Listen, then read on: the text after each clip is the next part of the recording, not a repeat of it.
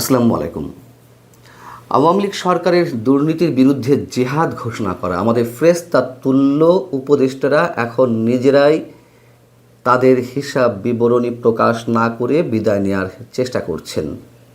যদিও তারা আদৌ বিদায় নেবেন কিনা, কবে বিদায় নেবেন তা নিয়ে যথেষ্ট পরিমাণ সন্দেহ এখনও মানুষের মধ্যে রয়েছে। তারপরেও আগামী 12ই ফেব্রুয়ারিতে একটি নির্বাচন হওয়ার সম্ভাবনা রয়েছে। সেই জায়গা থেকে আমরা বলতে পারি হয়তো খুব দ্রুতই তারা বিদায় নেবেন। কিন্তু এতদিনেও তারা তাদের সম্পদের হিসাব প্রকাশ করলেন না কেন? বারবার প্রতিশ্রুতি থাকা সত্ত্বেও বিষয়টি আসলে কি?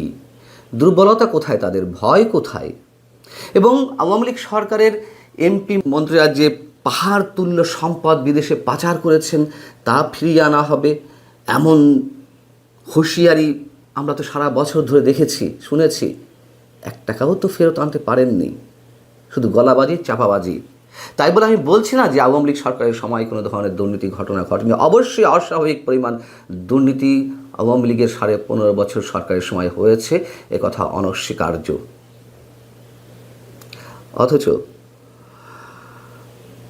সাংবাদিক আনিস আলমগীরকে যখন একটা ভৌতিক মামলায় সন্ত্রাস বিরোধী আইনে কারাগারে পাঠানো হলো, তার বিরুদ্ধে দুদকের মামলা দেওয়া হলো। পরবর্তীতে আবার তিনি নাকি জ্ঞাত আয় বহির্ভূত সম্পদ তার বিবরণীতে উল্লেখ করেননি। দুদকের ঘাড়ে কয়টি মাথা দেখিত? এই যে গত 1.5 বছরের বেশি সময়ে একাধিক উপদেষ্টার বিরুদ্ধে দুর্নীতি অভিযোগ উঠেছে, পেরেছে কোনোটি দুর্নীতি তদন্ত করতে? পারেনি তো। পারে শুধু আনিস আলমগীরদের মতন, মঞ্জুর আলম পান্নাদের মতো মানুষদের ধরে যারা ক্ষমতাকে প্রশ্ন করে তাদেরকে জেলে পুরতে। আমাদের নোবেল বিজয়ী প্রধান উপদেষ্টা ডক্টর মোহাম্মদ ইউনূস কী বলেছিলেন উপদেষ্টাদের সম্পদের হিসাব বিবরণী প্রকাশের ক্ষেত্রে? আসুন একটু স্মরণ করে দেখি তো। তিনি ক্ষমতা নেওয়ার পরপরই জাতির উদ্দেশ্যে দেওয়া প্রথম ভাষণে স্পষ্টভাবে উল্লেখ করেছিলেন যে বর্তমান সরকার দুর্নীতির বিরুদ্ধে স্পষ্ট অবস্থান গ্রহণ করেছে। আমাদের সকল উপদেষ্টা দ্রুততম সময়ের মধ্যে তাদের সম্পদের বিবরণ প্রকাশ করবেন। এতদিনেও তারা প্রকাশ করতে পারেননি। উপদেষ্টাদের একজন মাত্র তার হিসাব বিবরণী প্রকাশ করেছেন, যদিও সেটি নিয়েও বিতর্ক রয়েছে, আসছে সে বিষয়ে।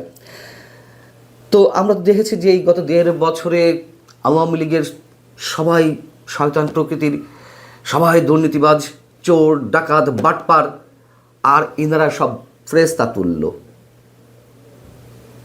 অথচ একাধিক উপদেষ্টার বিরুদ্ধে বা একাধিক উপদেষ্টার অধীনে কাজ করা কর্মকর্তাদের বিরুদ্ধে দুর্নীতির অভিযোগ উঠেছে।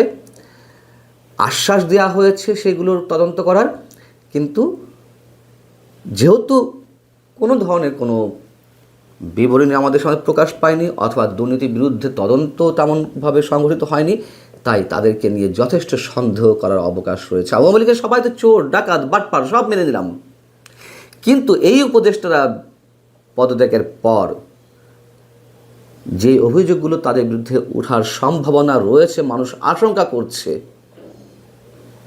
তাদের বিরুদ্ধে অ্যাকশনটি কীভাবে নেওয়া হবে?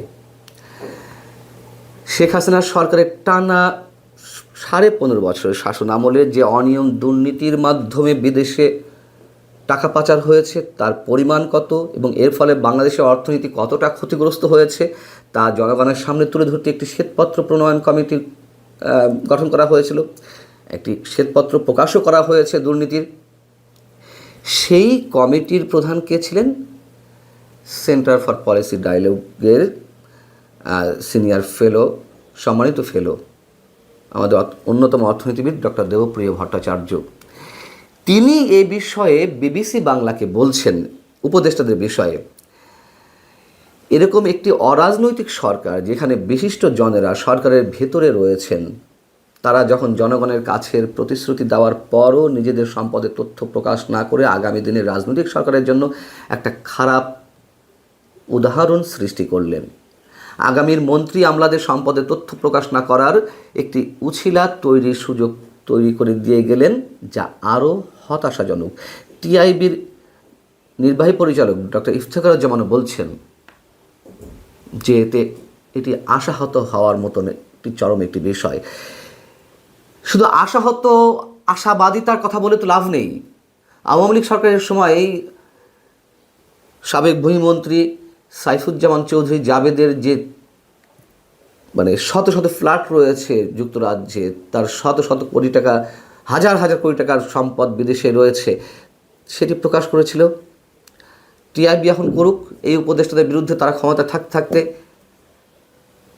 তাদের কারোর দুর্নীতির শ্বেতপত্র আমাদের সামনে প্রকাশ করুক, আমরা চাই সেটি।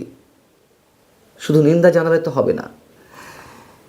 এবং উপদেষ্টাদের হিসাব বিবরণী প্রকাশের ক্ষেত্রে একটি নীতিমালাও প্রণয়ন করেছিল ডক্টর ইউনূস সরকার। সেখানে কি বলা ছিল? এটি 2024 সালের 1 অক্টোবর প্রজ্ঞাপন আকারে প্রকাশ করা হয় উপদেষ্টাদের আয় ও সম্পদ বিবরণী বিষয়ে। সেই নীতিমালার প্রথম ধারায় বলা হয়েছে, বর্তমান সরকারের উপদেষ্টা এবং সমমর্যাদা সম্পন্ন ব্যক্তিদের, অর্থাৎ যারা বিশেষ সহকারী দায়িত্বে আছেন, তারা প্রতি বছর আয়কর রিটার্ন জমা দেওয়ার সর্বশেষ তারিখের পরের 15 কর্মদিবসের মধ্যে মন্ত্রিপরিষদ বিভাগের মাধ্যমে প্রধান উপদেষ্টার কাছে সম্পদ বিবরণী জমা দিবেন। তথ্যগুলো হাতে পাওয়ার পর প্রধান উপদেষ্টা নিজ বিবেচনায় উপযুক্ত পদ্ধতিতে সেসব তথ্য প্রকাশ করবেন। উপযুক্ত সময়টি এখনও আসেনি, আর উপযুক্ত পদ্ধতিও সম্ভবত তারা এখনও আবিষ্কার করতে পারেননি, বিধায় আমরা উপদেষ্টাদের সম্পদ সম্পর্কে কিছুই জানতে পারছি না। আপনাদের নিশ্চয়ই মনে আছে যে গত বছরের আগস্টে বিএনপি চেয়ারপারসনের সাবেক খালেদা জিয়ার সাবেক সচিব ABM আব্দুস সাত্তার, যিনি নিজেও এখন একজন ডাকসাইটের আমলা ছিলেন, ভালো আমলা, তিনি প্রকাশ্যে বললেন একটি অনুষ্ঠানে, ঢাকায় প্রশাসন ক্যাডারদের কর্মকর্তাদের একটি অনুষ্ঠানে বললেন, আমাদের তিনি সরকারি কর্মকর্তাদের উদ্দেশ্যে বলছেন, আমাদের না হয় চরিত্র খারাপ হয়ে গেছে, কিন্তু যারা আন্দোলন করে আজকে চেয়ারে বসে আছেন অন্তত 8 জন উপদেষ্টার আমি তথ্য প্রমাণ দিয়ে বুঝিয়ে দিতে পারবো। আমার সচিব আছেন 2 জন, যে তারা উপদেষ্টাদের কথা বলছেন, যে যাদের মধ্যে 2 জন সচিবও আছেন, সীমাহীন দুর্নীতির সঙ্গে জড়িত। তারপর আমরা দেখলাম কি হলো, সরকারের মধ্যে একটা নড়াচড়া আমরা উপলব্ধি করলাম। তারা হাই হাই কি হলো রব তোলার চেষ্টা করলো, এবং প্রধান উপদেষ্টার প্রেস উইং থেকে জানানো হলো যে বিবৃতি দিয়ে, এই যে দাবিটি করা হয়েছে উপদেষ্টাদের দুর্নীতির বিষয়ে, সেটি একেবারে ভিত্তিহীন, এবং অভিযোগকারীর কাছে কোনো প্রমাণ থাকলে তা যেন যথাযথ কর্তৃপক্ষের কাছে জমা দেওয়া হয়। তারপরে রহস্যজনকভাবে আমরা দেখলাম যে এটি নিয়ে আর তেমন কিছু এগোয়নি।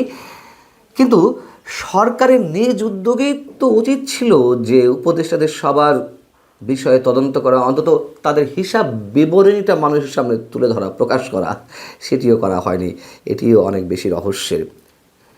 কয়েকটি উদাহরণ যা এর মধ্যে আপনারা জানেন, দুর্নীতি বিষয়ে উপদেষ্টা এবং উপদেষ্টাদের কর্মকর্তাদের বিরুদ্ধে তাদের অধীনে কাজ করা যে ব্যক্তিরা রয়েছেন, আওয়ামী লীগ নেত্রী শাম্মী আহমেদের বাসায় যে 10 কোটি টাকা চাঁদাবাজির ঘটনা সারা দেশে তোলপাড় সৃষ্টি করা হয়েছিল, সেই ঘটনায় সরকারের অন্যতম প্রভাবশালী উপদেষ্টা সাবেক ছাত্রনেতা আসিফ মাহমুদ সজীব ভুঁইয়ার নামটি জড়িয়ে গেল। তিনি অস্বীকার করলেন, তার বিরুদ্ধে কোনো তদন্ত হলো না অভিযোগ বিষয়ে। এই আসিফ মাহমুদ সজীব ভুঁইয়ার একান্ত সচিব মোয়াজ্জেম হোসেন, তার বিরুদ্ধে 400 কোটি টাকা অবৈধভাবে অর্জনের যে অভিযোগ উঠল, স্বাস্থ্য উপদেষ্টা নূরজাহান বেগমের ব্যক্তিগত কর্মকর্তার বিরুদ্ধেও শত শত কোটি টাকা দুর্নীতির অভিযোগ উঠল, সেগুলোর বিরুদ্ধে দুদক অন্যরকম সমালোচনার পরিপ্রেক্ষিতে তদন্তে নামলো। এই নামা পর্যন্ত তারা আর উঠে দাঁড়াতে পারেনি। প্রধান উপদেষ্টার নিজের দুর্নীতি নিয়ে এর আগে আমি কথা বলেছি, অবশ্যই সেগুলো দুর্নীতি, এবং আমি কথা আগেও উচ্চারণ করেছি, পৃথিবীর ইতিহাসে আর কোনো সরকার প্রধান বা রাষ্ট্রপ্রধান নেই যে ক্ষমতা কুক্ষিগত করেই কয়েক মাসের মধ্যে হাজার হাজার কোটি টাকা নিজের ব্যক্তির স্বার্থে বা তার প্রতিষ্ঠানের স্বার্থে হাজার হাজার কোটি টাকার সুযোগ সুবিধা নেওয়ার একটি অপচেষ্টা করে এবং সেটি সার্থক হয়। যেমন বলছি, তার গ্রামীণ ব্যাংকে 2019 সাল পর্যন্ত কর অব্যাহতি দেওয়া হয়েছে, এবং এই প্রতিষ্ঠানটির প্রায় 6,000 কোটি টাকা আমার যদি ভুল না হয়ে থাকে 6,666 কোটি টাকা সম্ভবত, সেটি কর বকেয়া ছিল, সেটি মওকুফ করে দেওয়া হয়েছে। ব্যাংকটিতে সরকারের যে 25% অংশীদারিত্ব ছিল সেটি নামিয়ে আনা হলো 10%। গ্রামীণের নামে নতুন বিশ্ববিদ্যালয়ের অনুমোদন দেওয়া হলো, জনশক্তি রপ্তানি লাইসেন্স প্রদান করা হলো, গ্রামীণ টেলিকমকে যে ডিজিটাল ওয়ালেট সেবা প্রদানের অনুমতি দেওয়া হয়েছে সেখানে স্বার্থের দ্বন্দ্ব রয়েছেও, এমন মন্তব্য করেছেন বিশেষজ্ঞরা। এমনকি ইলন মাস্কের যেই ইন্টারনেট পরিষেবা স্টারলিংক বাংলাদেশে তাদের কার্যক্রম শুরু করেছিল, সেটি নিয়ে অনেক ধরনের কথা হয়েছে। সেটিও তাদের লোকাল এজেন্ট হিসেবে গ্রামীণ ফোনকে নিয়োগ দিল, যেখানে গ্রামীণ ফোনের সাথে ডক্টর মোহাম্মদ ইউনূসের কী সম্পর্ক আমরা সবাই জানি। সেই ডক্টর মোহাম্মদ ইউনূস প্রধান উপদেষ্টা পদে রয়েছেন, আর স্টারলিংকের লোকাল এজেন্ট হবে একটা মাত্র প্রতিষ্ঠান, সেটি গ্রামীণ ফোন। অন্যান্য প্রতিদ্বন্দ্বী প্রতিষ্ঠান তো রয়েছেই। এগুলো দুর্নীতির মধ্যে পড়ে না, কিন্তু এই সব বিষয়ে কোনো জবাবদিহিতা নেই। নাহিদ ইসলাম, যিনি আর এক উপদেষ্টা ছিলেন সরকারের, আমি বলছিলাম যে একজন মাত্র উপদেষ্টা তার সম্পদের হিসাব বিবরণী জমা দিয়েছেন, তা নিয়েও বিতর্ক রয়েছে তুমুলভাবে। তিনি যখন 7 মাসের মাথায় পদত্যাগ করলেন এনসিপি নামের নতুন রাজনৈতিক দলের হাল ধরার জন্য, পদত্যাগ করে তিনি বলেছিলেন যে তিনি উপদেষ্টা হিসেবে যে বেতন ভাতা নিয়েছেন সেখান থেকে খরচ করার পরে তার ব্যাংকে জমা রয়েছে 10,000 টাকা মাত্র। পরবর্তীতে তিনি যখন নির্বাচনী হলফনামায় তার তথ্য উল্লেখ করলেন, সেখানে দেখা গেল যে তার 25 লাখ টাকার সম্পদ রয়েছে, তার স্ত্রীর নামেও 15 লাখ টাকার সম্পদ রয়েছে। এটি নিয়ে যখন আবার তুমুল বিতর্কের সৃষ্টি হলো, তখন আবার তিনি একটি গুজামিল উত্তর দেওয়ার চেষ্টা করলেন। এখন বিষয় হচ্ছে যে সরকারের অন্তিম মুহূর্তে, শেষ মুহূর্তে উপদেষ্টার সম্পদের হিসাব দেবে কিনা, তার জন্য প্রধান উপদেষ্টার প্রেস উইংয়ের সঙ্গে যোগাযোগ করা হয়েছিল বিবিসির পক্ষ থেকে। যেই প্রধান উপদেষ্টার press secretary mister Shafiqul Alam সকালে বিকালে 24 ঘন্টায় নানানভাবে নানান ইস্যুতে কথা বলেন, কিন্তু এই ইস্যুতে কথা বলার জন্য তাকে খুঁজে পাওয়া গেল না, তার প্রেস উইংয়ের কাউকেই খুঁজে পাওয়া গেল না।